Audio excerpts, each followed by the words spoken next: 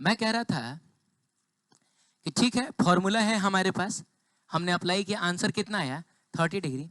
लेकिन अगर कोई स्मार्ट स्टूडेंट होगा ना, वो जब ये फोटो ड्रॉ करेगा और उसको पता चलेगा कि उसको ये अल्फा निकालना है, तो वो फॉर्मूला यूज नहीं करेगा। उसको तो साफ साफ दिखेगा कि ये एक राइट एंगल ट्रायंगल है, समकोण त्रिभुज है।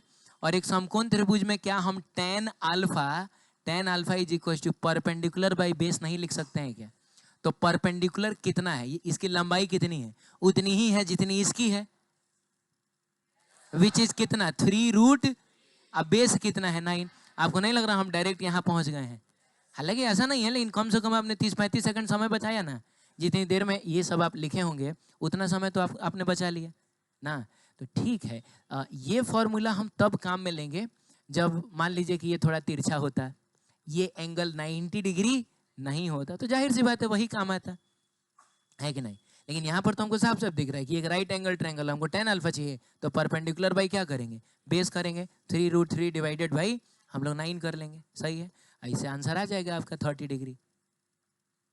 क्लियर है? इसमें कुछ हमको दोबारा बताना हो? आगे बढ़ें? चलिए ठीक है, आगे बढ़ते हैं। अब सुनिएगा कुछ रिजल्ट्स जो हम याद रखेंगे। रिजल्ट ये है कि अगर दो वेक्टर्स हैं, उनका मैग्नीट्यूड क्या है, सेम है।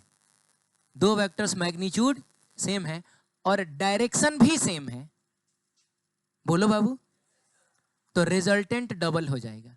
मतलब ए और ए का रिजल्टेंट कितना होगा 2a, यानी कि 10 न्यूटन 10 न्यूटन अगर सेम डायरेक्शन में है तो कितना 20 न्यूटन हो जाएगा। अब सवाल है कि सर ये आया कहाँ से?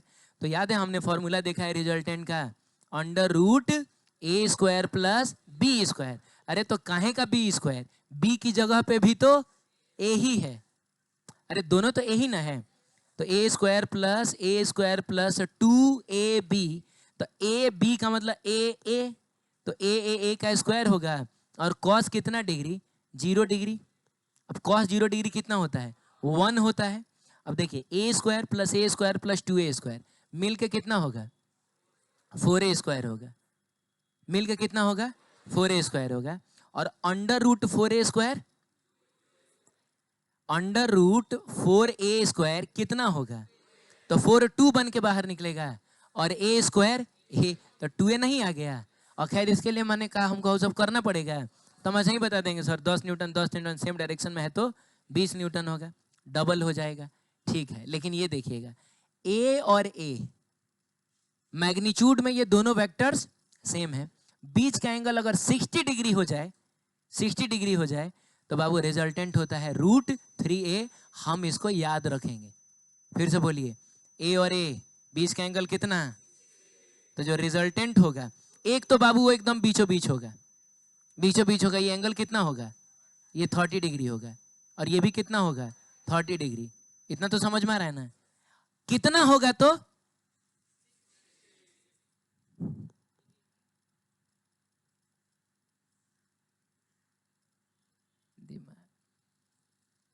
बीचों बीच होगा और कितना होगा रूट 3a होगा। ये बोले 60 डिग्री क्या बोल रहे हैं, मैं एंगल थोड़े पूछ रहा हूँ। बीचों बीच होगा और कितना होगा रूट 3a होगा। सवाल है कि सॉरी कहाँ से आया, तो ये यहाँ से आया a स्क्वायर प्लस 2a का मतलब a स्क्वायर, लेकिन cos 60 डिग्री ना आप लिखिएगा, एंड यू नो कि cos 60 डिग्री होता है 1/2।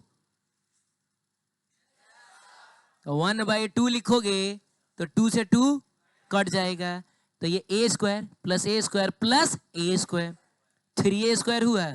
अब 3a स्क्वायर अगर हुआ तो a स्क्वायर तो a बन के बाहर निकल जाएगा, लेकिन 3 तो अंदर ना रह जाएगा, यानी द आंसर विल बी कितना रूट 3a। सही है। चलिए ये याद रखिएगा कि अगर दो वेक्टर्स सेम मैग्नीट्यूड के हैं लेकिन एक दूसरे के परपेंडिकुलर हैं, तो रिजल्टेंट बीचों बीच तो होगा कितना डिग्री 45, कितना डिग्री 45 ना बाबू, लेकिन कितना होगा रूट 2a होगा, कितना होगा रूट 2a होगा। कहां से आएगा ये, तो a स्क्वायर प्लस 2a का मतलब a स्क्वायर, कॉस 90 डिग्री ना होगा। अब बताओ कॉस 90 कितना होता है, कॉस 90 0 होता है, कॉस 90 कितना होता है cos 90 1 होता है। साफ पगला देगा सबरे तुम लोग हमको। इलाज फिर से करवाना पड़ेगा। ये कितना हुआ? 0 हुआ। तो ए स्क्वायर प्लस ए स्क्वायर कितना? 2a square. ए स्क्वायर ए बन के बाहर निकलेगा लेकिन अंदर में 2 रह जाएगा। और ये तो यार वैसे भी हमको एक स्क्वायर दिख रहा है और स्क्वायर का डायगोनल रूट 2a ही ना होता है। ये अगर a है, ये अगर a है तो डायगोनल रूट 2a ही ना होगा। तो खैर कहाँ से आया ये सब तो आपको समझ में आ गया होगा, लेकिन मेन बात है कि आपको ये रिजल्ट याद रखना पड़ेगा। a और a 90 डिग्री कितना? Root 2a। a और a 60 डिग्री कितना? Root 3a। लेकिन सुनिएगा ये भी बहुत इंपॉर्टेंट है। अरे बोलो ना, ये भी बहुत है। बोल रहा है कि a और a बीच का एंगल कितना? 120 डिग्री। तो बाबू रिजल्टेंट बीचों बीच तो होगा, मतलब ये भी 60 डिग्री और ये भी, लेकिन कितना होगा? ओहो, यानी 10 न्यूटन और 10 न्यूटन का रिजल्टेंट भी 10 ही न्यूटन आएगा। और कैसे आएगा? तो हम क्या करेंगे यहाँ पर, हम यहाँ पर 120 डिग्री लिख देंगे। और आप जानते हैं cos 120 कितना होता है? अब जिन लोगों ने ट्रिगोनोमेट्री पढ़ा है मुझसे वो बता सकते हैं कि cos 120 कितना होता है। याद करो, याद करो, 180 में से 120 को घटाओ तो cos 120 वही होगा जो cos 60 होता है। अरे होता है। cos 60 कितना होता है? लेकिन cos है तो सामने माइनस आएगा। साइन होता तो नहीं आता, लेकिन cos और tan में सामने माइनस आता है। तो मिला जुला के -1/2 ना। और जिन लोगों ने नहीं पढ़ा है वो याद कर लीजिए, cos 120 डिग्री होता है -1/2। कहीं लिख लीजिए, रट लीजिए ना। और अगर आपको समझना है कैसे तो आज आइएगा। 3 बजे से मत आओ, ढेर घाम हो जा रहा है। 4 बजे आओ। आज 4 बजे आओगे, हम लोग ट्रिगोनोमेट्री पढ़ेंगे जिसमें मैं क्लियर करूंगा कि कैसे cos 120 डिग्री -1/2 होता है। और बाबू इस एग्जाम्पल से पता चल गया होगा कि ये जानना इम्पोर्टेंट भी है। अरे बोलो ना, एगो फोर्स इधर दे देगा, एगो फोर्स इधर दे देगा। बोलो, बीच का एंगल 120 डिग्री दे देगा। अरे तो तुमसे ये तब ना सॉल्व होगा जब तुमको cos 120 का वैल्यू आएगा। ठीक है, कोई बात नहीं है। तो फिलहाल हम यहाँ पे -1/2 रखें। अब आप बताइए, 2 से 2 कट जाएगा, माइनस साइन यहाँ आएगा तो ये बनेगा a square plus a square minus a square. अब a square minus a square cut जाएगा, खाली a स्क्वायर ही ना बचेगा। अंडर रूट a स्क्वायर क्या? a। आंसर होगा a। कहाँ से आया? समझ में आ गया तो ठीक है, अदरवाइज आपको ये रिजल्ट याद रखना है। a और a 120 डिग्री, रिजल्टेंट कितना? a ही होगा। अब सुनिए, a और a एक दूसरे के ऑपोजिट है तो रिजल्टेंट कितना? माने इस चेयर पर 10 न्यूटन का फोर्स इधर लग रहा है और 10 ही न्यूटन का फोर्स उधर लग रहा है। रिजल्टेंट कितना? रिजल्टेंट कितना? ये तो कॉमन सेंस हमारा कह रहा है कि रिजल्टेंट इस केस में कितना आना चाहिए। और वैसे भी बच्चों, अगर आप यहाँ cos 100 क्या डाल देते हैं? 180 डिग्री। cos 180 डिग्री होता है -1। cos 0 डिग्री होता है 1, तो cos 180 कितना होता है? -1 होता है। आप यहाँ पे अगर -1 डालेंगे वो माइनस साइन सामने आएगा। तो बताइए ना, a square plus a square कितना? 2a square minus 2a square कितना हो गया? अंडर रूट 0 कितना? यानी रिजल्टेंट 0 आएगा। बोलो जल्दी, सारा यहाँ से लेकर वहां तक याद हुआ? पूछूं मैं तुमसे? मैं इसको हटा के पूछता हूँ, बताओ 0 डिग्री आंसर कितना? देख लो सबको। 0 डिग्री पे रिजल्टेंट कितना? 2a। 60 डिग्री पे, 90 डिग्री पे, 120 डिग्री पे और 180 डिग्री पे। याद रहेगा ना? अब देखो ये कहाँ यूज होगा, बता रहा हूँ ना यार, क्या तुम लोग बीच में टोकता है कहाँ कहाँ। मैं बता रहा हूँ, इसी के लिए मेरा अवतार हुआ है। कभी जैसे, अच्छा रुको, मैं 12th क्लास में तुमको लेके चलता हूँ। मान लो एक क्यू चार्ज दे देगा, एक क्यू चार्ज दे देगा, सुन रहे हो? और ये दे देगा एक माइनस क्यू चार्ज। बोलेगा कि इस पर नेट फोर्स कितना लग रहा है, चाहे इस पर नेट फोर्स कितना लग रहा है, इस पर नेट फोर्स कितना लग रहा है। चलिए, इतना तो कम से कम आप जानते हैं कि पॉजिटिव चार्ज और नेगेटिव चार्ज एक दूसरे को अट्रैक्ट करता है। Opposite attracts each other. बोलिए ना, इतना तो आप जानते हैं, अट्रैक्ट। इतना भी आप जानते हैं कि पॉजिटिव एक दूसरे को रिपेल करेगा, धक्का देगा। चाहे नेगेटिव नेगेटिव भी एक दूसरे को धक्का देगा। क्या बोलते हो? अब सुनो, बताओ इस पर टोटल कितने लोग फोर्स लगा रहे हो, बताओ जल्दी। 2 लोग। कौन कौन से वो 2 लोग हैं? ये और ये इसको अपनी तरफ खींचेगा। अरे बोलना रे। मान लो कुछ एफ फोर्स लगा, हालांकि 12th क्लास में हम लोग पढ़ लेंगे कि ये एफ फोर्स होता कितना है, K(Q1Q2/R² करके एक फॉर्मूला आता है। लेकिन मान लो एफ फोर्स लगा, हो सकता है 10 न्यूटन हो। ये तुम पर भी लोग, इधर देखो, हाँ, इसने इसको अपनी तरफ खींचा है, फोर्स लगा है। क्या लग रहा है ये क्या करेगा इसको? ये भी इसको अपनी तरफ खींचेगा, क्योंकि पॉजिटिव नेगेटिव को अट्रैक्ट करता है। क्या लग रहा है, एफ ही लगेगा कि कुछ और लगेगा? अच्छा, एफ ही लगना चाहिए। क्यों एफ ही लगना चाहिए? क्योंकि जितना चार्ज ये है उतना ही चार्ज है, और जितनी दूरी पे ये है उतनी ही दूरी पे, तो ये भी तो एफ ही ना लगाएगा रे बाबू। अब तुमसे पूछा गया था नेट फोर्स कितना, ये ना पूछा गया था, तो नेट फोर्स तो एफ एफ का 2F हो जाएगा। क्या एफ एफ का 2F हो जाएगा? होगा 2F। एफ एफ का रिजल्टेंट 2F आएगा। कितना आएगा? कितना आएगा? तो उसके लिए हम लोग पैरेललोग्राम लॉ लगा लें। पैरेललोग्राम लॉ कहता है कि इसके पैरेलल एक लाइन यहां ड्रॉ करिए। नहीं ना, कुछ समझ में नहीं आ रहा है सब। तो रिजल्टेंट इधर ना होगा रे। और ये वाला एंगल कितना है? इक्विलेटरल ट्रायंगल में एंगल कितना होता है? एफ और एफ अगर 60 डिग्री पे है तो रिजल्टेंट कितना आता है?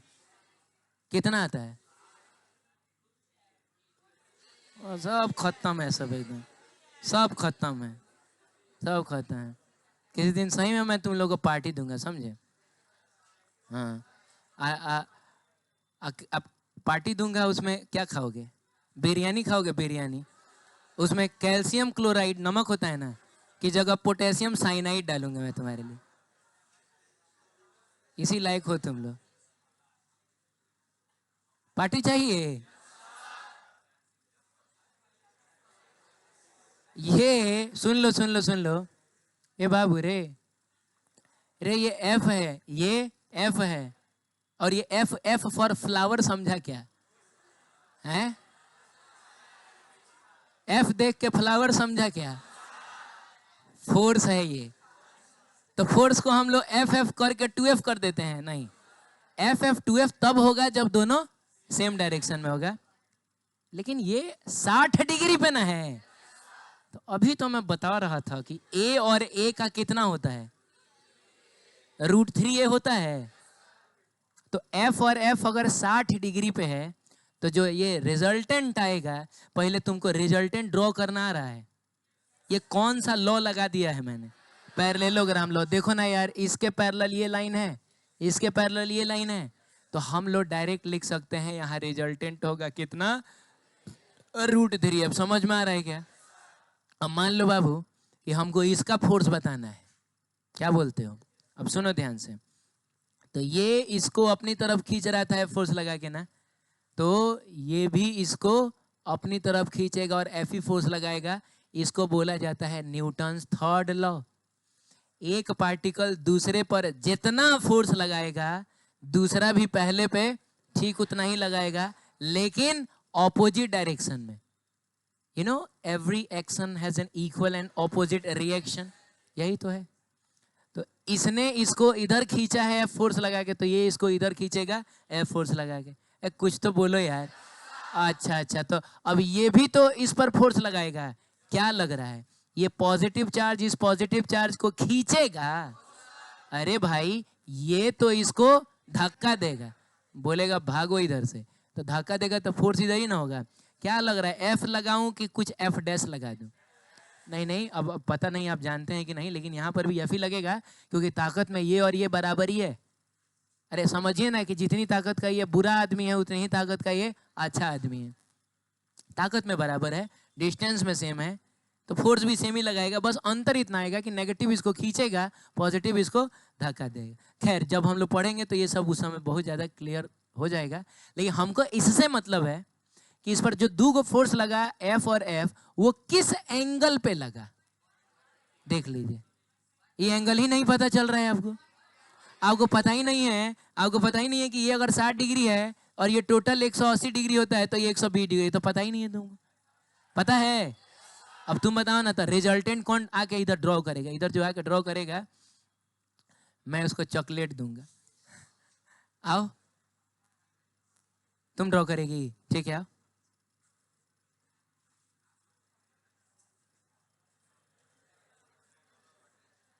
ए चॉकलेट वाला लग रहा है कोई खा गया जी। नहीं नहीं, हाथ टच नहीं होना चाहिए, ठीक है?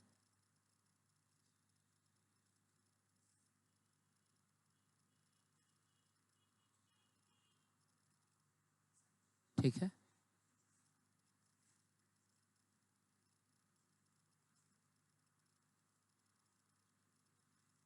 ठीक है, मैं तुम्हारी भावनाओं को समझ पा रहा हूँ कि तुम कहाँ ड्रॉ करना चाह रही हो। तो रिजल्टेंट फोर्स है कौन सा? ये वाला रिजल्टेंट है, सही बना रही है क्या? ये, अच्छा तुम जाओ, ठीक है, जाओ। ए कोई खा गया है। अच्छा ठीक है, कोई बात नहीं है, हम दे देंगे तुमको, ठीक है? कल आके तुम बता देना कि हाँ सही में मिला। ये बताइए इसने क्या करने की कोशिश की है? तो इसने इसके पैरेलल यहाँ एक लाइन ड्रॉ किया है, देखो, ठीक है?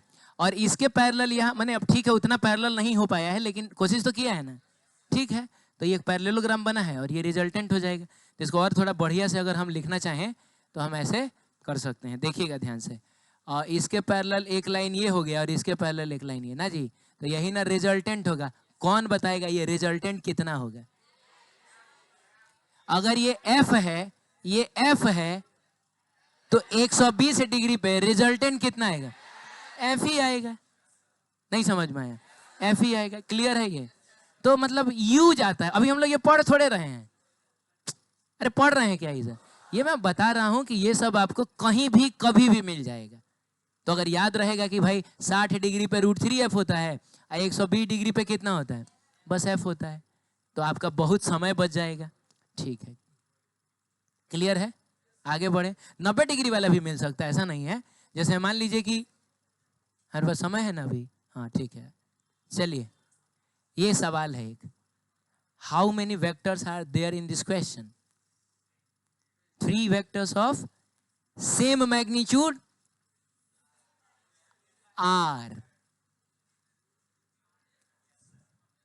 Same magnitude and same direction.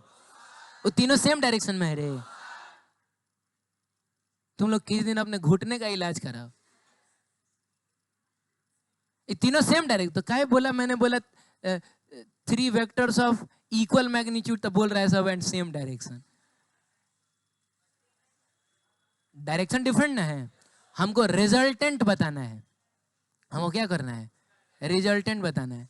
तो रिजल्टेंट बताना है का मतलब हुआ कि तीनों को जोड़ के हमको क्या मिलेगा, हमको ये बताना है ना, ठीक है? तो कैसे जोड़ा जाए जी? किसी को लग रहा है कैसे जोड़ा जाए? किसी दो को थोड़े जोड़ना है, तीनों को जोड़ना है। कैसे जोड़ा जाए? कोई एक आदमी हाथ उठा के थोड़ा, तुम हाँ बोलो बाबू। हाँ 2r, 90 डिग्री पे 2r थोड़ा था, √2r ना होता है, √2r ना, तो रूट खा गया तुम हैं?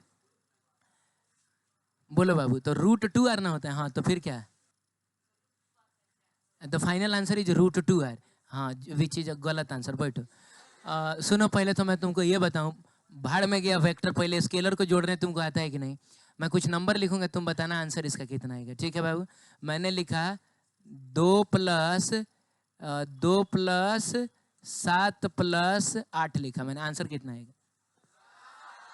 देख लो इस को, अरे इतना तो कम से कम आता है ना तुमको। आंसर कितना आएगा? 17 आएगा कि नहीं आएगा? इसके लिए तुमने क्या किया होगा? पहले किसी दो को जोड़ा है, पहले किसी दो को जोड़ा है, और जो मिला उसमें फिर तुमने तीसरे को जोड़ दिया। जैसे बताओ 7 × 2 कितना? 9, पहले उसके बाद 9 में अपने 8 को जोड़ा, कितना? 17 मिला। तो यही काम हम यहाँ भी करेंगे, पहले किसी दो को जोड़ेंगे। क्या जी? कौन से दो को पहले जोड़ा जाए? तो चलो ना इन दोनों को जोड़ा जाए, इन दोनों को जोड़ा जाए। अरे भाई तो रिजल्टेंट इधर आएगा, 22.5 डिग्री पे आएगा ये भी कितना है? और मैग्नीट्यूड कितना होगा? तो अंडर रूट, सुन लो, R square plus R square plus 2RR cos 45 degree.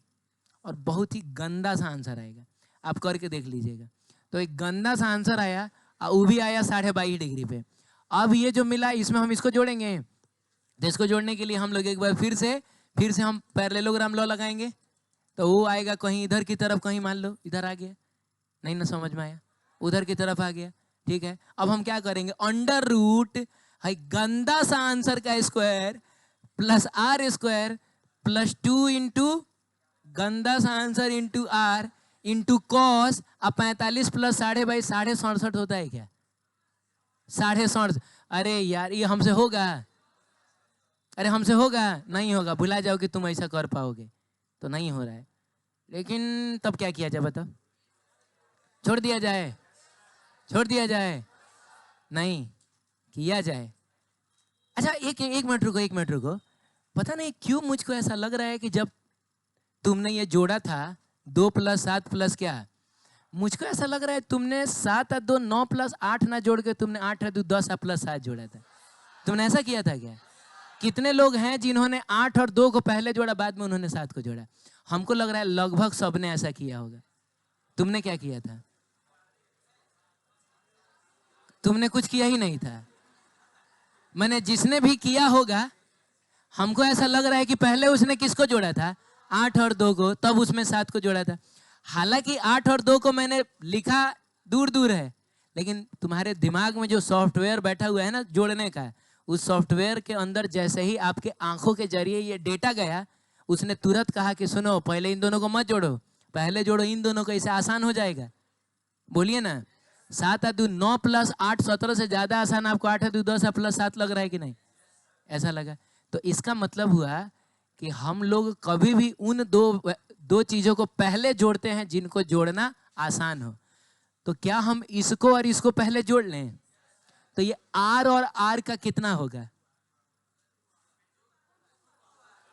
R और R का कितना होगा? कितना होगा बाबू?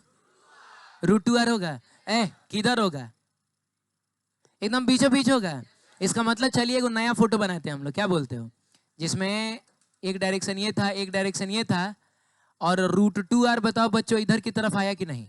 अब पहले से इधर कौन सा वेक्टर प्रेजेंट है? पहले से अभी इधर R भी तो है। अब समझ नहीं रहे हैं। इन दोनों को हो ये गया है, अब का है बेचैनो। इन दोनों को जोड़ोगे, इन दोनों को जोड़ोगे तो कितना आएगा? आ रहा है समझ में कि छोड़ दे हम इसको? R और R का कितना कितना आएगा? आएगा ना √2R। तो वही तो मैंने √2R लिखा है। अब पहले से R प्रेजेंट है। अब तुम बताओ इसको और इसको जोड़ोगे तो क्या आएगा? दो वेक्टर्स बाबू अगर सेम डायरेक्शन में हो ना, तो उनको सीधा सीधा जोड़ दिया जाता है। 10 न्यूटन और 15 न्यूटन मिलकर 25 न्यूटन होता है। तो ये दोनों भी तो सेम ही डायरेक्शन में ना है, आप इनको सीधा सीधा जोड़िए। तो सुनिए, फाइनल आंसर जो होगा वो इधर ही होगा। और कितना होगा? R + √2R। मन करे तो इसमें से R को कॉमन ले लीजिए, 1 + √2। मन करे तो √2 की जगह पे आप 1.414 लिख दीजिए, हो गया, वही है रिजल्टेंट। अरे यही कौन है जिसका मैग्नीट्यूड कितना है? अरे मैग्नीट्यूड कितना है? R × 1 + √2। और डायरेक्शन किधर है? 45 डिग्री पे। क्या था इसमें ट्विस्ट? क्या था कि पहले किसको जोड़ना है? उसको जोड़ना है जिसको जोड़ना आसान हो। तो हम इस R और R को जोड़ देंगे तो आएगा √2R। √2R आएगा। पहले से R प्रेजेंट है, अब इन दोनों को सीधा सीधा जोड़ लीजिए तो इतना आपको मिल जाएगा। ठीक है।